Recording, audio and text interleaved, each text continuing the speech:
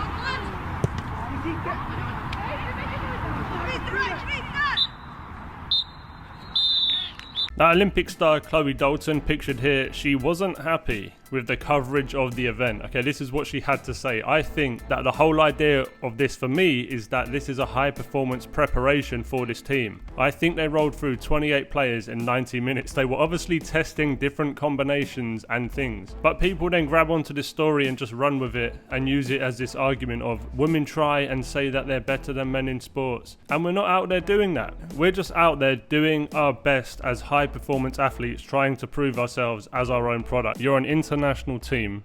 You didn't lose to the under-15s at Barcelona. You lost to a mediocre team of teenagers, 14-year-olds.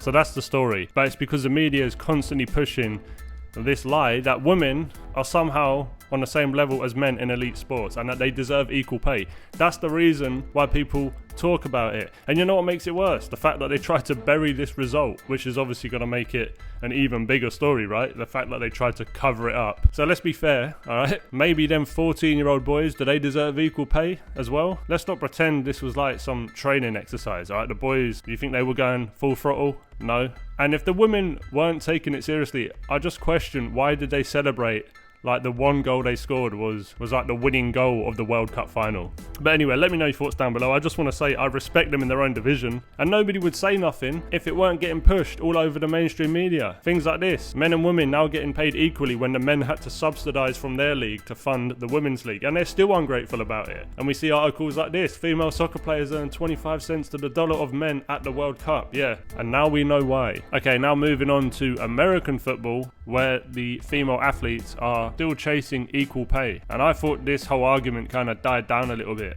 a few years ago, but no, this is from 4 days ago, so let's check it out. The Tennessee Trojans, the Atlanta Truth, and the Mississippi Panthers are just three of the growing number of teams in the Women's National Football Conference, the first women's tackle football league.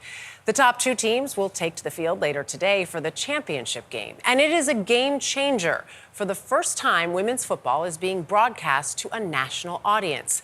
They'll be playing in Frisco, Texas, home of the Dallas Cowboys. I mean, I've only lived in Dallas for like, 7-8 months now, and even I knew that the home of the Dallas Cowboys is the AT&T Stadium. I think everybody here knows that, right? I mean, she could have found it out with a 5-second Google search. But I don't think they actually care about the sport. All they care about, as you're going to see in a minute, is getting equal pay with the men. Former star running back is now the winningest head coach in women's tackle football history, and she's got the bling to prove it. We don't go small in Texas. When OJ laced up her cleats as an athlete, the game didn't come with national airtime or the $1 million worth of endorsement deals she's lined up from brands including Adidas, Riddell, and Dove. Yet she admits there's a long way to go. Players aren't paid for their games.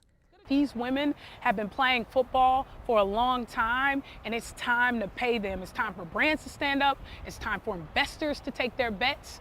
I think in the next 3 years, it's going to be a massive revolution in pay equity in football for women. Let me read some comment. Deserve, do you know how sports work? No fans, no money. This clip did not even show one hit, one tackle, one physical play. Unreal. Agenda journalism, and clearly a worthless viewing experience. Okay, so he's not a fan. It's got nothing to do with how long you've been playing or how hard you try. It's literally based on how many people care enough to buy your tickets, watch your games, buy your merch and all the rest of it. If you can't fill seats or attract viewers, there's no money to pay you. It's as simple as that. She then said brands need to step up. Like, no, they don't need to do anything. Brands will invest in attention and to get a return on that investment. That's literally all it is. It's not personal, it's business. And by the way, pay equity is not the same as equal pay regardless of revenue. If the NFL brings in 18 billion and you bring in 2 million, you're not entitled to split that pot evenly, are you? So equity means fair pay based on the value that you've created, not your feelings about it.